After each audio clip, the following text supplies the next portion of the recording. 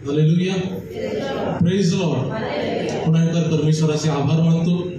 खरोखर आमचा देव चांगला आहे, त्याची दया सनातन आहे. परमेश्वराला धन्यवाद देतो की पुन्हा एक प्रभूने त्याचं गौरव करायला या ठिकाणी उभं केलं. त्याचबरोबर पाळक साहेबांचे देखील मनापासून आभार मानतो. त्यांनी मला आम्हा सर्वांना संधी दिलेली आहे, त्यांचे पण आभार मानू. यासाठी आपण प्रार्थना करूया, आपले नेत्र बंद करूयात. Thank you Jesus. धन्यवाद आमच्या स्वर्गीय पिता. पुन्हा एक बार देव बाप्पाच्या चरणाशी प्रार्थना करतो. देव बाप्पा, आम्हा सर्वांचं जीवन प्रभू तुझ्या पवित्र हातामध्ये आम्ही नव्याने समर्पित करतो. तू आपली दया, तू आपला अनुग्रह दे बाप्पा आम्हाला कर प्रभू. तुझ्या कृपेशिवाय आम्ही काहीच करू शकत नाही. इथून पुढचा प्रत्येक क्षण दे बाप्पा तुझ्या पवित्र हाता आम्ही समर्पित कर दे बाप्पा. प्रार्थना आमच्या तारणाऱ्या उद्धारक प्रभू येशू ख्रिस्ताच्या नावाने पिता प्रार्थना मागतो. आमेन. आपण आतापर्यंत सर्व शब्द पाहिले. आपण या समयी चौथ्या शब्दापर्यंत येऊन पोहोचला होतो, आणि तो शब्द आहे त्यागाबद्दल. या समय आपण मत्तेयाचा 27वा अध्याय वचन 46 वाचू. आणि सुमारे 9व्या तासाला येशू मोठ्याने आरोळी मारून बोलला, एली एली लमा सबक्तनी, म्हणजे हे माझ्या देवा तू माझा त्याग का केला. हालेलुया. आपण या ठिकाणी वचन ऐकलेलं आहे की सुमारे 3ऱ्या प्रहरी येशू मोठ्याने आरोळी मारून बोलला, एलो एली लमा सबक्तनी, म्हणजे माझ्या देवा तू माझा त्याग का केलास. प्रभू येशू ख्रिस्त वधस्तंभावरती ताणलेले असताना त्यांनी आपल्या शरीरावरती चापकाचे फटके खाल्ले, सर्व त्रास सहन केला. त्याच्या शरीरामध्ये रक्ताचा थेंब देखील उरला नाही. आणि त्या भर दुपारी उन्हामध्ये ताणलेले असताना प्रभू येशू ख्रिस्त 3रा शब्द आपल्या मुखातून काढतात, एलो एली लमा सबक्तनी, म्हणजे माझ्या देवा तू माझा त्याग का केलास. पहिला शब्द आपण ऐकला, दुसरा ऐकला, 3रा देखील ऐकला. या ठिकाणी 4था शब्द प्रभू येशूने असा का काढला की माझ्या देवा तू माझा त्याग का केलास. त्या साध्याचं आपण 45 वचनाचं आपण वरचं वचन आपण वाचलं तर आम्हाला पाहायला मिळतं, मग 2 प्रहरापासून 3ऱ्या प्रहरापर्यंत सर्व देशावर अंधार पडला, आणि सुमारे 3ऱ्या प्रहरी येशू मोठ्याने ओरडला. संपूर्ण देशावरती आम्हाला या ठिकाणी पाहायला मिळतं की अंधार पडलेला आहे. प्रभू येशू ख्रिस्त आपल्या पित्याकडे आरोळी मारत आहे, हाक करत आहे, विनंती करत आहे. एक प्रश्न आपल्या पित्याला विचारत आहे की हे बाप्पा तू माझा त्याग का केला.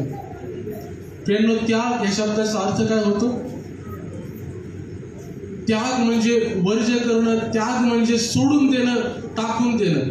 आणि प्रभू येशू ख्रिस्त आपल्या बापाला, आपल्या स्वर्गीय पित्याला हा प्रश्न करत आहे की हे बापा तू माझा त्याग का केला आहेस.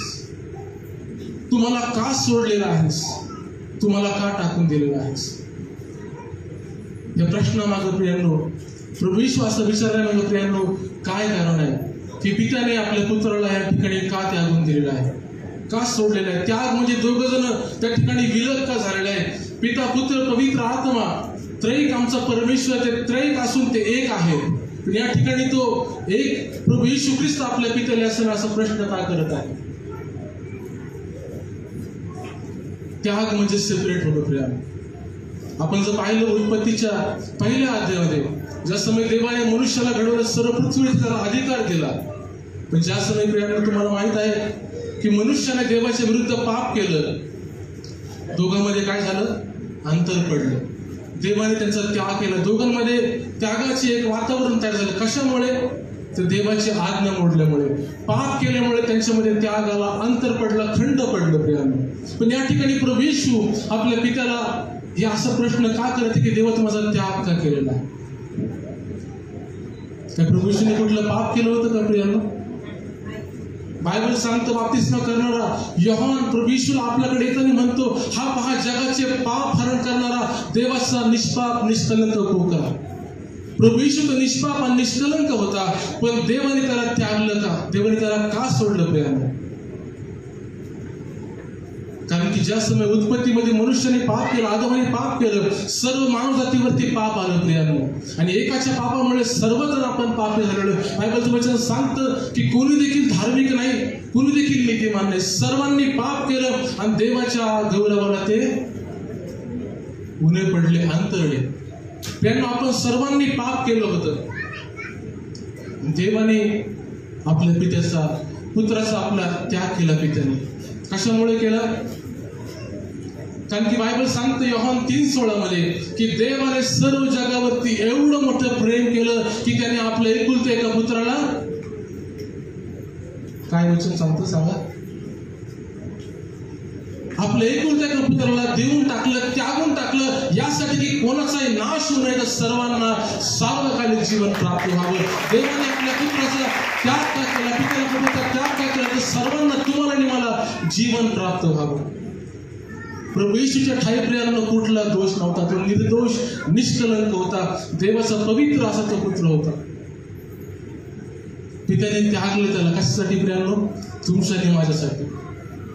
जे स्थान आम्ही गमावलं होतं, जो एदेन बागेत परमेश्वर आपल्या उत्पत्तीत आपल्या आदमाने हवेला भेटायला यायचं, पण पापामुळे ते येऊ शकत नव्हतं. पण परमेश्वराने एक महान अशी योजना केली की आपला निष्कलंक पुत्र या जगामध्ये पाठवला, त्याचं रक्त सांडल्याद्वारे आम्हाला त्यांनी तारण दिलेलं आहे. आणि प्रभू येशूने त्या वधस्तंभावरती पित्याची इच्छा पूर्ण करून, आपला त्याग करून, आपलं अर्पण करून ते तुटलेले संबंध प्रियांनो पुन्हा एक वार जोडलेले आहे. प्रियांनो बायबल सांगतं की झाडावर टांगलेला तो शापित होता, पण प्रभू येशूने आपले सगळ्यांचे शाप आमच्यावरती घेतले आणि आम्हाला आपल्या शापातून आणि पापातून आपल्या बलिदानामुळे मुक्त केलेले. प्रियांनो उभ्या आणि आडव्या लाकडावर टांगलेलं आहे प्रभू येशूला. आडवं लाकूड म्हणजे आम्हाला काय दर्शवतं?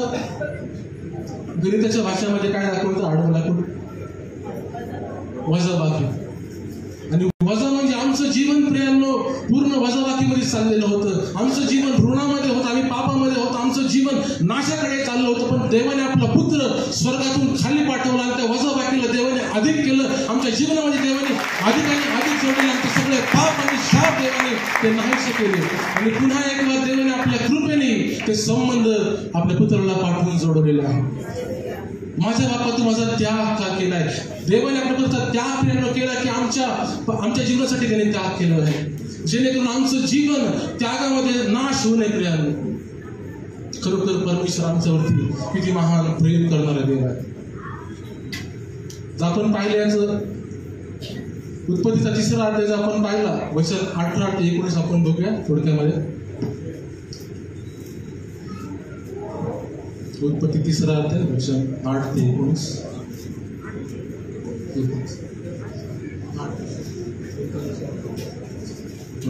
वेळ लागेल आपण थोडक्यातच आपण पाहूया. यानंतर शोळ्यापाचा वारा सुटला असता परमेश्वर देव बागेत फिरत होता. त्याचा आवाज त्यास ऐकू आला. तेव्हा परमेश्वर देवाच्या दृष्टीपुढून आदम व त्याची स्त्री बागेतील झाडात लपली. तेव्हा परमेश्वर देवाने आदामास हाक मारून म्हटले, तू कुठे आहेस? तो म्हणाला, मी बागेत तुझा आवाज ऐकला तेव्हा मी नग्न आहे म्हणून भिवून लपलो. देवाने म्हटले, तू नग्न आहेस हे तुला कोणी सांगितले? ज्या झाडाचे फळ तू खाऊ नको अशी मी तुला आज्ञा केली होती त्याचे फळ तू खाल्ले काय? आदम म्हणाला, जी स्त्री तू मला सोबतीस दिली तिने त्या झाडाचे फळ मला दिले आणि ते मी खाल्ले. परमेश्वर देव त्या स्त्रीला म्हणाला, हे तू काय केले? स्त्री म्हणाली, सर्पाने मला भुरळ घातली म्हणून मी ते खाल्ले. तेव्हा परमेश्वर देव सर्पास म्हणाला, तू हे केले म्हणून सर्व ग्रामपशु व वनचर यापेक्षा तू शापग्रस्त हो.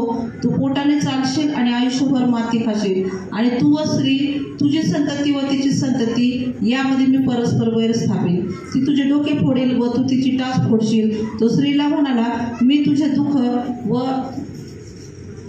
व तुझे गर्भधारण बहुगुणित करीन व तू क्लेशाने लेकरे प्रसवशील. तरी तुझा ओढा नवऱ्याकडे राहील आणि तो तुझ्यावर स्वामित्व चालवेल. आदामास तो म्हणाला, तू आपल्या स्त्रीने ऐकले आणि ज्या झाडाचे फळ खाऊ नको म्हणून मी तुला आज्ञा केली होती त्याचे फळ तू खाल्ले म्हणून तुझ्यामुळे भूमीला शाप आला आहे. तू आयुष्यभर कष्ट करून तिचा उपज खाशील. तो तुला काटे व कुसळे देईल. तू शेतातले पीक खाशील. हालेलुया. आपण ऐकले समयप्रियांनो की एकाने पाप केले, एकाने आज्ञा मोडली, पण त्याचा परिणाम आदमावरती, हवेवरती, पृथ्वीवरती, सर्व उत्पत्तीवरती आला. प्रियांनो आणि तेच प्रियांनो ते शाप आदमापासून सर्व मनुष्यावर आमच्यावरती आले होते. पण देवाने एक देवी महान योजना केली की आपला एकुलता एक पुत्र पाठवला. त्याग त्याने केला आपल्या पुत्राचा, जेणेकरून आमचं जीवन त्यागलं जाऊ नये. प्रियांनो आपण पाहिलं की त्याग परमेश्वराने का केला? परमेश्वराने हाक मारले, बापा तू माझा त्याग का केला? त्यांनी त्याग केला की तुमच्या आणि आमच्या पापांच्या बदल्यामध्ये आपल्या पुत्राला त्यांनी त्यागून टाकलं. आपण ज्या समय यशया 53चा अध्याय काढू. यशया 53 वचन 4 आणि 5. यशया 53 वचन 4 आणि 5. खरोखर आमचे व्याधी त्याने आपल्यावर घेतले, आमचे क्लेश त्याने वाहिले, तरी त्यास ताडण केलेले. देवाने त्यावर प्रहार केलेले व त्याला पिडिलेले असे आम्ही त्याला लेखिले. खरे पाहिले असता तो आमच्या अपराधामुळे घायल झाला, आमच्या दुष्कर्मामुळे ठेचला गेला. आम्हाला शांती देणारी अशी शिक्षा त्यास झाली, त्यास बसलेल्या फटक्याने आम्हास आरोग्य प्राप्त झाले. हालेलुया. या ठिकाणी आम्ही पाहिलं की खरोखर आमच्या व्याधींमुळे, आमच्या अपराधांमुळे देवाने त्याला पिडलेलं असं लेखलेलं आहे. वचन 5 सांगतं, खरे पाहिले असता आमच्या अपराधांमुळे, आमच्या दुष्कर्मामुळे तो घायल झाला. आम्हाला शिक्षेपासून सोडवण्याकरता प्रभू येशूने तो त्याग सहन केला. तो सर्व काही तो घायल झाला. वचन सांगतं, त्याला बसलेल्या फटक्याने आम्हाला आरोग्य प्राप्त झालेलं आहे. फक्त आमच्या पापांसाठी, आमच्या त्यागासाठी प्रभू येशूने आपलं बलिदान प्रियांनो केलेलं आहे. त्याने तो त्यागाचा प्याला, पित्यापासून तो त्यागाचा प्याला त्याने प्याला का? तर आमच्या पापांच्या बदल्यामध्ये. प्रभू येशूने प्रियांनो स्वर्ग त्यागून तो पृथ्वीवरती आला. कशासाठी प्रियांनो? प्रभू येशूने सर्वात प्रथम त्यांनी स्वर्गाचा त्याग केला. स्वर्ग त्यागून तो पृथ्वीवर आला. तो मनुष्याचं रूप त्याने धारण केलं, तो मानव बनला. कारण की जो मानव देवापासून दूर झालेला आहे, त्या मानवाला पुन्हा एक वार पित्याशी त्याने जोडलं जावं, म्हणून प्रभू येशूने स्वर्गाचा त्याग केलेला आहे आमच्यासाठी. खरोखर देवाला धन्यवाद देऊया की परमेश्वराने एवढं मोठं महान असं प्रेम आमच्यावरती केलं की आमचा नाश होणे म्हणून त्यांनी आपल्या एकुलत्या पुत्राचा त्याग केला. आणि वचन सांगतं, जो कोणी परमेश्वर विश्वास ठेवतो त्याला सार्वकालिक जीवन प्राप्त होईल. प्रियांनो, आमची आता कर्तव्य आहे. प्रियांनो, आता समोर आमची भूमिका ही असली पाहिजे की ज्या एकुलत्या पुत्राचं देवाने बलिदान केलं, ते पुत्राचं रक्त आम्ही स्वीकारावं.